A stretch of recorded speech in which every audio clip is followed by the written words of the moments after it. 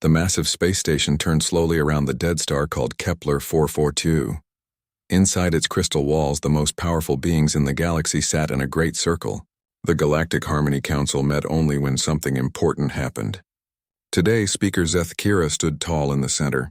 Her crystal body caught the light and threw rainbows across the room. She was a Vorthak, one of the 7 species that ruled all known space. The other 6 species watched her with different kinds of eyes, some made of gas, some like plants, some that glowed with their own light. Zeth Kira spoke in a voice that sounded like music made of glass. Reports had been coming in for months now. Strange ships were appearing at the edges of their territory.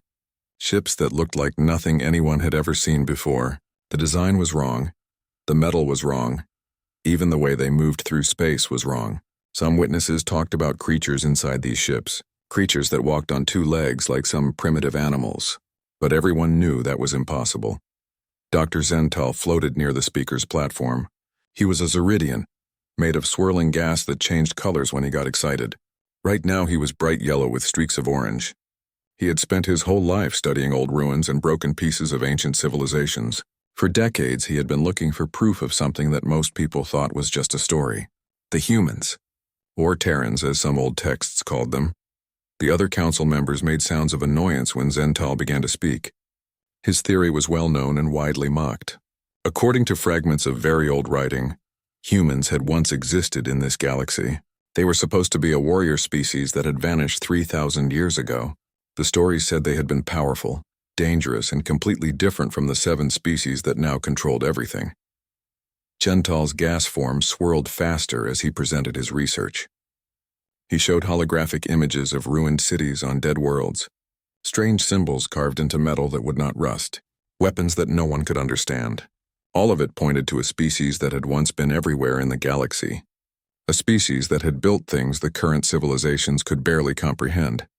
But the other council members were not interested in old stories. Commander Velnara of the Deepborn Navy sat in her water-filled chamber and made bubbling sounds of disagreement. The Deepborn lived in the oceans of their homeworld and needed special suits to survive in air.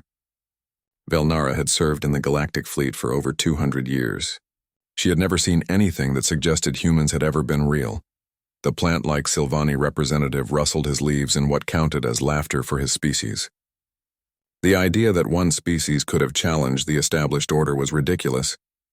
The 7 species of the Council had evolved together over millions of years. They had learned to share the galaxy and keep peace between different worlds. No single species could have been strong enough to threaten that balance. Lieutenant Kane, a young Sylvani engineer, sat quietly in the back of the chamber. Unlike the older representatives, she had read some of Zental's research papers. The evidence was strange and hard to explain.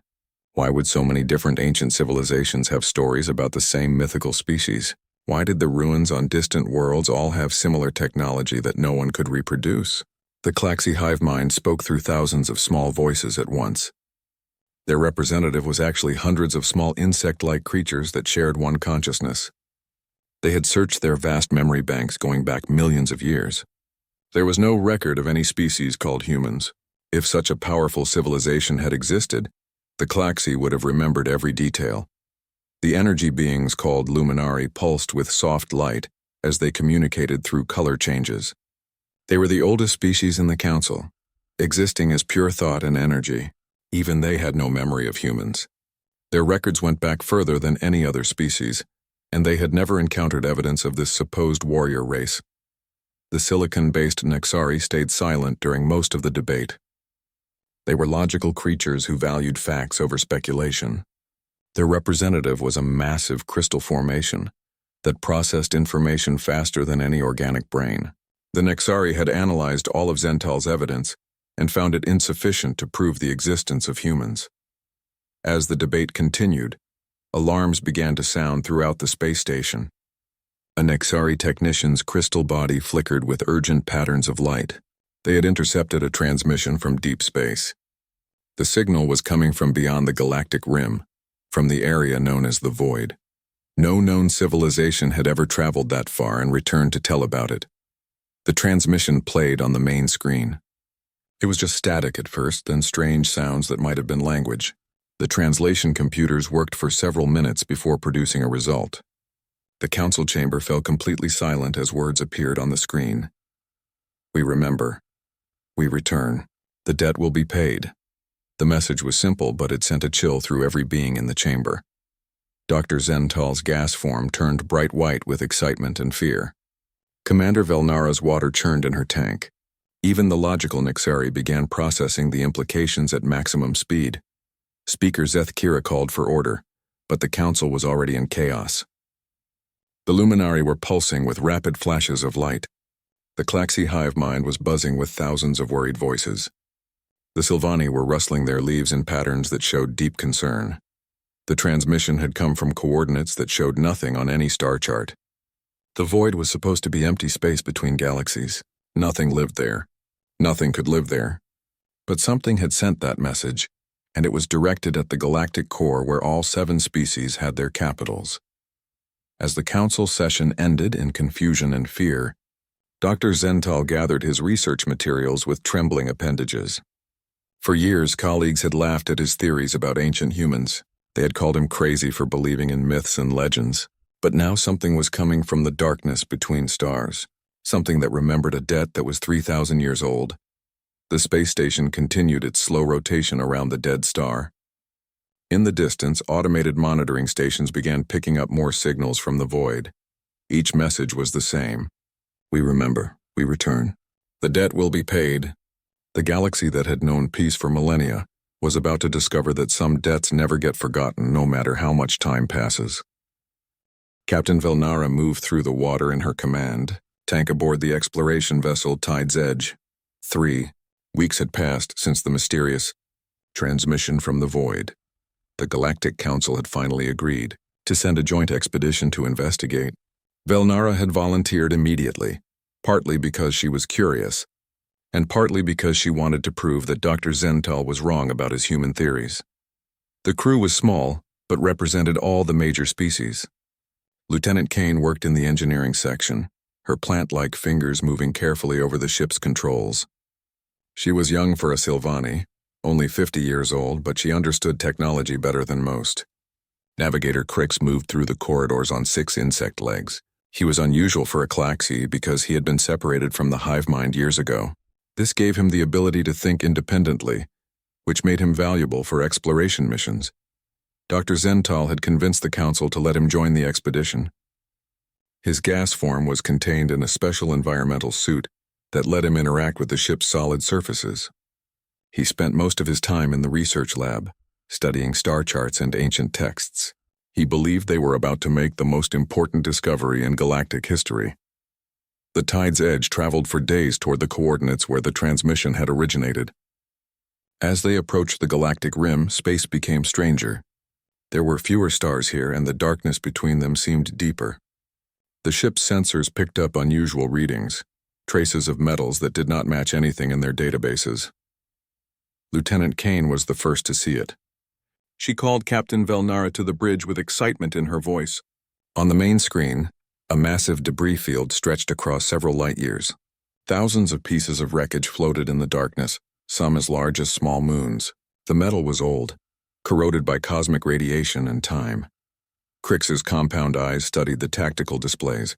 His separated mind allowed him to see patterns that a hive mind might miss. The debris came from a battle, but not just any battle. This had been a war between multiple species, fought on a scale that dwarfed anything in recorded history. Some of the wreckage belonged to ships from all 7 council species, but their designs were ancient, primitive compared to modern vessels. But mixed in with the familiar wreckage were pieces of something else. Ships with smooth curves and strange angles, metal that seemed to absorb light rather than reflect it, weapons that looked like they could tear, holes in space itself. Dr. Zental's excitement was visible, even through his environmental suit as he studied the readings. Captain Velnara ordered the ship to move closer.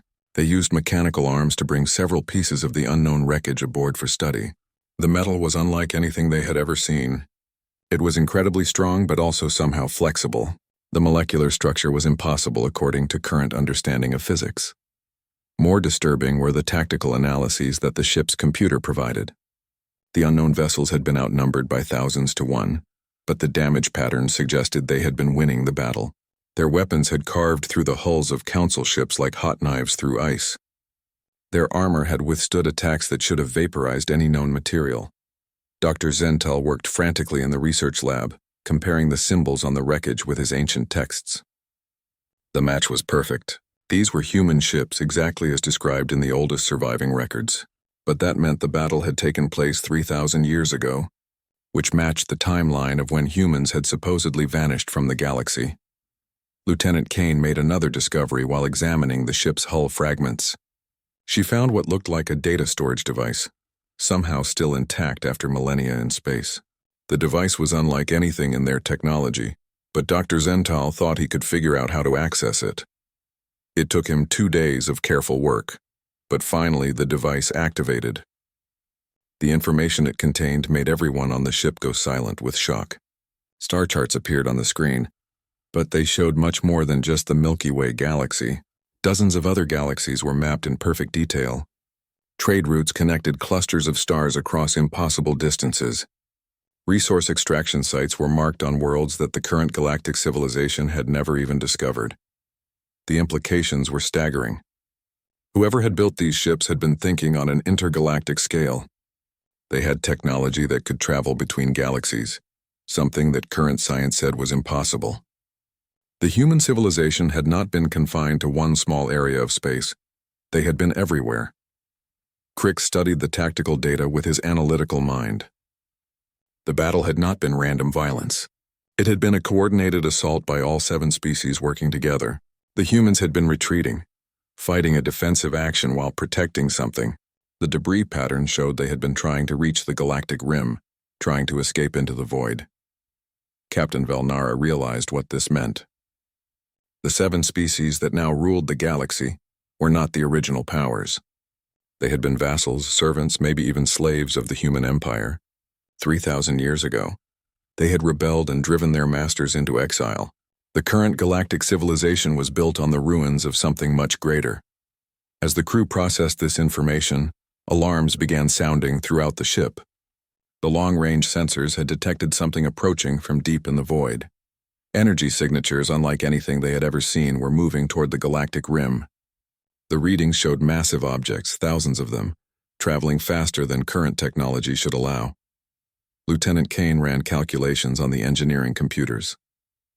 The approaching objects would reach the galactic rim in less than a month.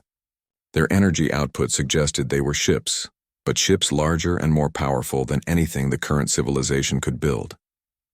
Each one generated more power than an entire fleet of council vessels. Dr. Zental's gas form swirled with colors of fear and excitement. His life's work had been vindicated, but now he understood the terrible truth. The humans had not vanished 3,000 years ago. They had been driven into exile, forced to flee to the empty space between galaxies, but they had not died out there in the darkness. They had been building, growing, preparing. Navigator Crix detected something else in the sensor data. The approaching ships were not just moving toward the galactic rim randomly. They were heading for specific coordinates, following precise flight paths that would bring them to the homeworlds of all 7 council species simultaneously. Someone had been watching the galaxy, studying it, planning this return for a very long time. Captain Velnara ordered an immediate retreat. The Tide's Edge turned away from the debris field and began the journey back to council space. But as they fled, the sensors continued to track the approaching fleet. The energy signatures were accelerating, moving faster with each hour that passed. Whatever was coming from the void would arrive soon, and the galaxy was completely unprepared for what 3,000 years of exile had created. The Galactic Harmony Council met in emergency session as reports flooded in from across the rim territories. Entire star systems were going dark, not because they were being attacked, but because their populations were evacuating in panic. The approaching fleet had made no hostile moves yet, but their mere presence was causing chaos throughout the outer colonies. Speaker Zethkira's crystal body reflected the emergency lighting in sharp patterns as she tried to maintain order. Defense stations along the galactic rim were reporting something impossible. Their automated systems were standing down without authorization, as if responding to override codes that should not exist. Ancient security protocols that had been dormant for millennia were suddenly activating. Meanwhile, Admiral Jake Morrison stood on the bridge of the USS Constitution, flagship of the returning Earth Expeditionary Fleet. He was a tall man with gray hair and steady blue eyes that had seen 3,000 years of human history unfold in the space between galaxies. Behind him, the command crew worked at stations that used technology the Galactic Council could not even imagine. Dr. Lisa Carter joined Morrison at the viewing deck. She carried with her the weight of human memory, keeper of their culture and history during the long exile. Her dark hair was streaked with silver, and her hands held a datapad containing the records of 47 different civilizations that humanity had encountered in their journey through the cosmic void. 3,000 years had passed since humanity's forced exile from their home galaxy. 3 millennia spent exploring the darkness between stars, building new colonies on impossible worlds, and growing into something far greater than they had been when they left. The species that had driven them away had expected humans to die in the cold emptiness of intergalactic space. Instead, they had thrived. Commander Ryan Brooks approached his superiors with the latest intelligence reports. He was younger than Morrison and Carter, born in the depths of space between galaxies. His generation had known no home except the ships of the fleet, no purpose except the eventual return to the place where humanity began. Brooks had spent decades preparing for this moment, studying the 7 species that had stolen their birthright. The human fleet moved through space using technology that bent the laws of physics in ways the current galactic powers had never dreamed possible. Their ships were powered by controlled black holes, contained within fields that compressed matter at the quantum level. Their hulls were made from materials that existed in multiple dimensions simultaneously. Their weapons could rewrite the fundamental forces of reality in localized areas. But perhaps most importantly, they carried the knowledge and friendship of civilizations from 47 different galaxies. Humanity had not spent their exile in isolation. They had become explorers, diplomats, teachers, and protectors. Species that had never known war learned it from humans. Species that had forgotten peace were reminded of it by human example. Dr. Carter reviewed the diplomatic files as the fleet approached their target coordinates. The Andromedans had provided manufacturing technology. The Magellanics had shared their mastery of dimensional engineering. The Far Wanderers from the edge of the observable universe had taught humans how to manipulate time itself. Each alliance had made humanity stronger, wiser, more capable. Admiral Morrison studied the tactical displays showing the current state of their home galaxy. Intelligence gathered by advanced scouts over the past decades painted a clear picture. The 7 species that made up the Galactic Harmony Council had grown soft and complacent. Their combined military might was roughly equivalent to what humanity had possessed 1,000 years ago, before they began incorporating technology from their intergalactic allies. Commander Brooks reported that their dimensional observation posts had been monitoring galactic civilization for decades. The 7 species had stagnated, content with their established territories and comfortable with their position as the dominant powers. They had no idea that their former subjects had spent 3,000 years becoming something that transcended their wildest imagination. The human fleet dropped out of faster-than-light travel at the edge of the Sol system. What they saw brought both joy and rage to the hearts of the returning exiles. Earth still turned in its ancient orbit around the yellow star they remembered, but it had been transformed beyond recognition. The blue and green world of humanity's birth was now a gray industrial planet. The oceans had been drained and processed into raw materials. The continents were covered with automated mining facilities and processing plants. The 7 species had strip-mined humanity's homeworld, turning it into a factory to fuel their expansion across the galaxy. Sacred sites, ancient cities, irreplaceable ecosystems, all had been consumed by the endless hunger for resources. Dr. Carter's voice trembled with controlled fury as she activated the communication systems. Her message went out on all galactic frequencies, transmitted simultaneously to every inhabited world in known space. The words were simple, but carried the weight of 3,000 years of exile and the authority of 47 allied civilizations. We are humanity. We have returned. You will answer for what you have done to our home. The message was broadcast not just in the 7 galactic languages, but in the tongues of species from distant galaxies. Each translation carried the same meaning, the same promise, the same threat. Earth's children had not returned alone. They brought with them the combined power of an intergalactic confederation that dwarfed anything the local galaxy had ever seen. Captain Velnara, still aboard the Tide's Edge after her expedition to the debris field, immediately recognized the tactical situation. The human fleet had not positioned itself for a simple attack. They had surrounded the entire Sol system in a perfect sphere, but more importantly, her sensors detected similar formations appearing around every major galactic capital simultaneously. The humans had somehow coordinated their return across thousands of light years, appearing at every center of power in the galaxy at exactly the same moment.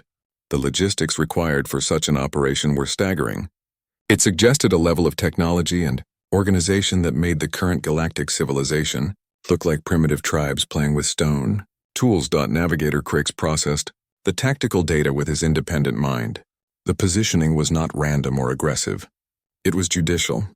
The humans had positioned themselves not as conquerors but as judges. They had returned to hold court, to demand answers for crimes committed 3,000 years ago. Dr. Zental's vindication came with a terrible price. His life's work proving human existence was now revealed as the prelude to a reckoning. The archaeological evidence he had spent decades gathering suddenly made perfect sense. Humanity had not been a single species confined to one world. They had been a galaxy-spanning civilization that had been systematically erased from history by their own former subjects. Admiral Morrison opened a direct communication channel to the Galactic Harmony Council. His voice carried the authority of 3,000 years of growth, and the trial of the Galactic Harmony Council took place aboard the USS Constitution, but every inhabited world in the galaxy could watch the proceedings. The massive command ship hung in space above Earth's scarred surface like a monument to human endurance. Inside its main assembly hall, representatives from 47 different galaxies had gathered to witness justice. Dr. Lisa Carter stood before the gathered council members, her voice carrying clearly through the translation systems. She served as humanity's prosecutor, presenting evidence that had been gathered across 3,000 years of exile. The data she displayed told a story of systematic genocide that had been hidden from galactic history. The 7 species had not simply driven humanity away from their home galaxy. They had hunted down human colonies, enslaved human populations, and finally attempted to erase every trace of human existence from the historical record. What the current generation believed to be their natural rise to galactic dominance was actually built on the bones of their former masters. Speaker. Zethkira's crystal body flickered with defensive patterns as she tried to argue for her people. She claimed that the current generation should not be held responsible for crimes committed by their ancestors 3,000 years ago. The wars of the ancient past should not determine the fate of modern civilization. But Commander Ryan Brooks stepped forward with evidence that shattered that defense. His intelligence files showed that some of the current council members were over 3,000 years old and had personally participated in the original uprising against humanity. The Luminari energy beings were essentially immortal. Several of the eldest Vorthak crystals contained memories going back millennia. The Klaxi hive mind preserved every thought and action of their species across generations. More damning still was the evidence that the persecution of humanity had continued into the present day. The strip mining of Earth was not an ancient crime but an ongoing atrocity. Human archaeological sites throughout the galaxy had been systematically destroyed over the centuries to prevent anyone from learning the truth about the past. Captain. Velnara found herself in an impossible position. As a representative of the Deep-born Navy, she was technically part of the system being tried, but her expedition to the debris field had opened her eyes to the truth. She stood before the tribunal and testified in favor of humanity's claims, presenting the evidence she had gathered about the ancient battle at the galactic rim. Navigator Crix separated himself completely from his hive mind to provide independent testimony. His analytical abilities had allowed him to piece together the tactical situation of the ancient war. The humans had not been aggressors but defenders, fighting a desperate retreat while protecting civilian evacuations. The 7 species had coordinated their assault specifically to prevent any humans from escaping. Dr. Zental's gas form swirled with vindication and horror as he presented his archaeological research. Every piece of evidence he had been ridiculed for studying now fell into place. The ruins on distant worlds, the fragments of advanced technology, the stories preserved in ancient texts, all of it proved that humanity had once been the dominant civilization in the galaxy. But the trial revealed something even more shocking than historical genocide.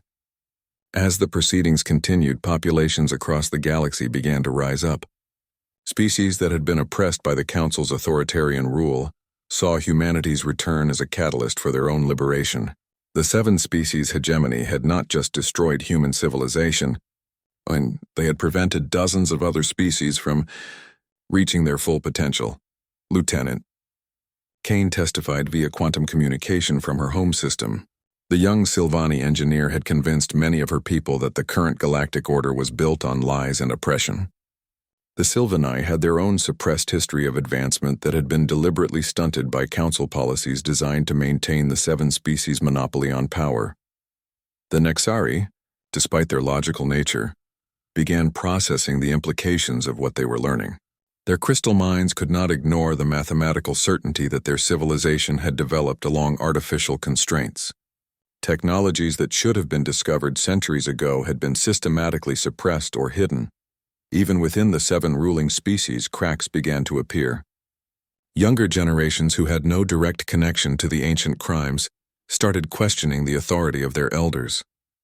The revelation that their entire civilization was built on genocide and lies shook the foundations of everything they believed about themselves.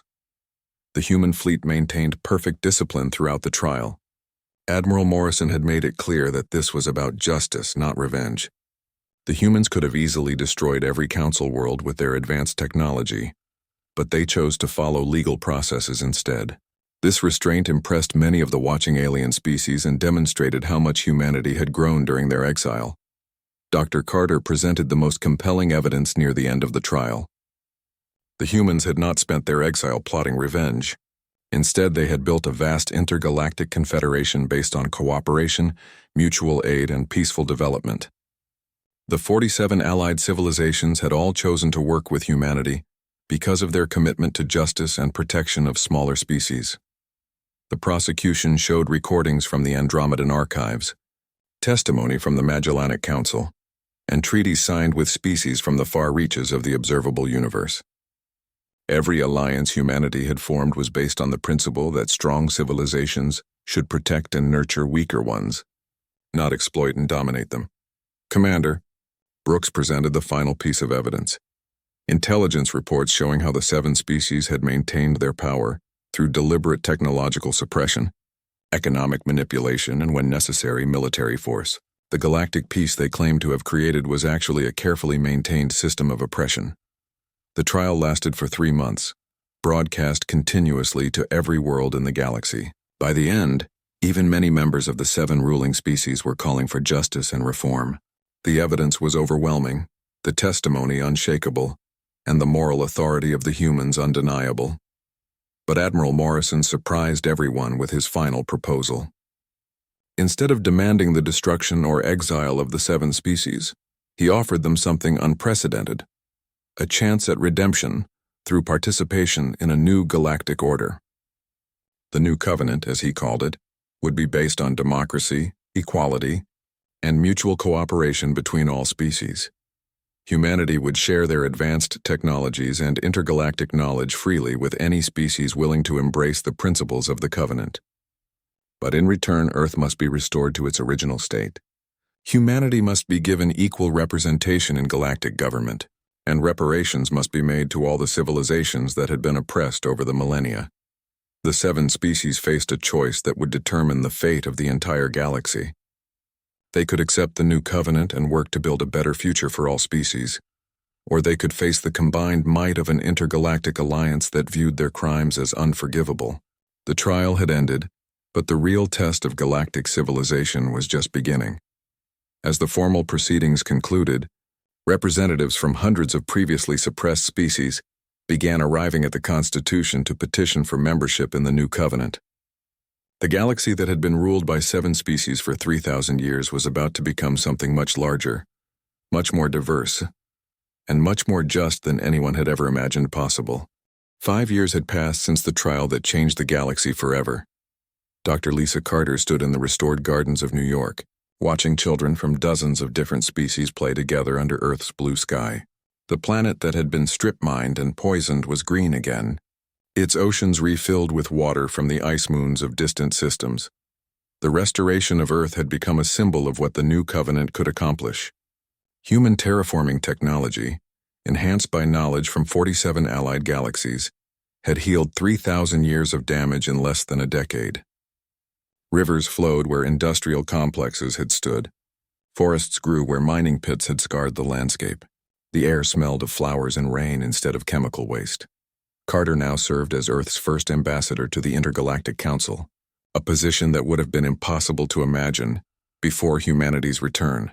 The galaxy was no longer ruled by 7 species maintaining their grip on power through oppression and lies. Instead, representatives from over 300 different civilizations met regularly to discuss trade, exploration, and mutual aid. The transformation had not been easy. Some members of the former ruling species had resisted the changes, attempting to maintain their privileged positions through political maneuvering and economic pressure, but their efforts had been undermined by their own younger generations, who embraced the principles of equality and cooperation that humanity offered. Captain Velnara had become one of the most vocal supporters of the new covenant among the Deepborn. Her experience investigating the ancient debris field had convinced her that the old system was built on lies. She now commanded a joint species exploration vessel, working alongside human officers to map the previously forbidden regions of space.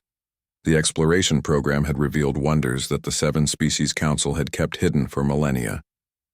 Ancient ruins contained technologies that benefited all species equally.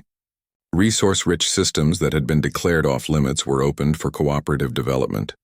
Most importantly, first contact protocols were established that protected primitive civilizations instead of exploiting them. Navigator Crix had become something unique in Claxi history, an individual consciousness that chose to remain separate from the hive mind while still maintaining connection to his people.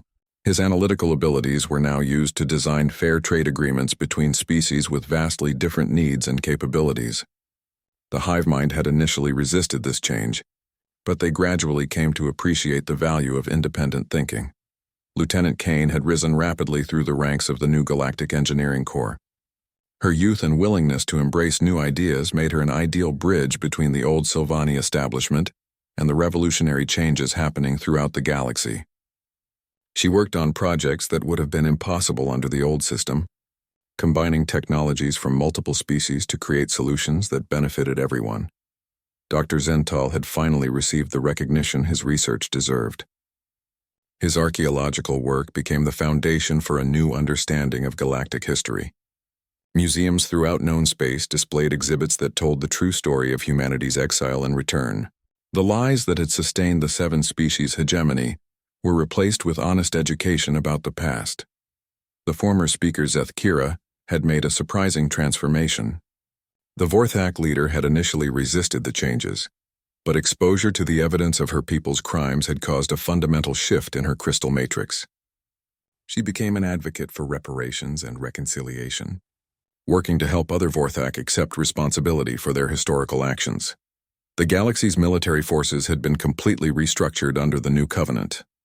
Instead of 7 separate fleets designed to maintain dominance over subject species, a unified peacekeeping force protected all member civilizations equally. Human officers served alongside former enemies, teaching advanced tactics while learning from the diverse perspectives of their alien colleagues. Admiral Jake Morrison had retired from active duty, but remained as an advisor to the Galactic Defense Council. His experience commanding the return fleet made him invaluable in planning defensive strategies that could protect the galaxy from external threats. The knowledge that other galaxies existed and might pose dangers kept everyone focused on maintaining unity. Commander Ryan Brooks had taken over Morrison's role as Supreme Commander of Human Forces, but his duties now extended far beyond military matters. The integration of 47 different technological bases required coordination on a scale never before attempted. Brooks worked with teams of scientists and engineers from across the known universe to standardize communication, transportation, and trade systems. The economic transformation had been as dramatic as the political changes. The resource extraction systems that had enriched the 7 ruling species at the expense of everyone else were replaced with cooperative development programs. Every species contributed what they could produce most efficiently and received what they needed most urgently. Humanity's role in this new order was that of mediator and protector.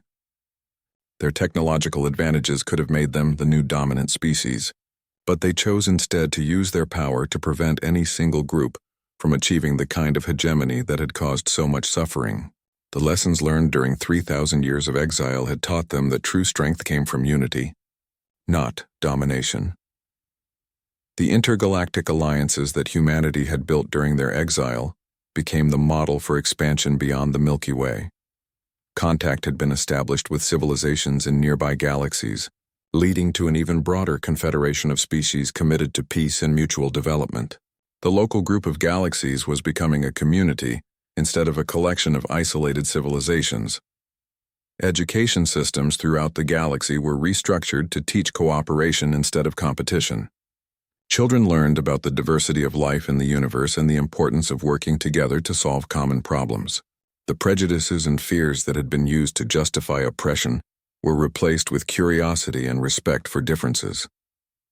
As Carter walked through the gardens, she reflected on how much had changed since that first transmission from the void. The message that had terrified the Galactic Council, "We remember. We return, the debt will be paid," had been fulfilled in ways no one could have anticipated. The debt had been paid not through revenge but through the creation of a better future for all species. The challenges were far from over. Integrating hundreds of different species with their own cultures, needs, and perspectives required constant negotiation and compromise. Some civilizations struggled to adapt to the rapid changes, while others pushed for even faster transformation. But the foundation of trust and cooperation that humanity had established provided a framework for resolving these conflicts peacefully. A message arrived on Carter's personal communicator from Captain Velnara, now serving as the Deepborn representative to the Galactic Senate. She wrote about the peace that had settled over the galaxy, the excitement of exploring previously forbidden regions of space, and the hope that humanity's return had brought to countless worlds. As the sun set over Earth's restored Pacific Ocean, Carter smiled at the sight of children from different species learning to communicate through play rather than conflict. The galaxy that had been ruled by fear and oppression for 3,000 years was finally learning to live up to its potential. Humanity had come home, but more importantly, they had brought with them the promise that no species would ever again be forced into exile for refusing to submit to tyranny. The debt had been paid and the future belonged to everyone.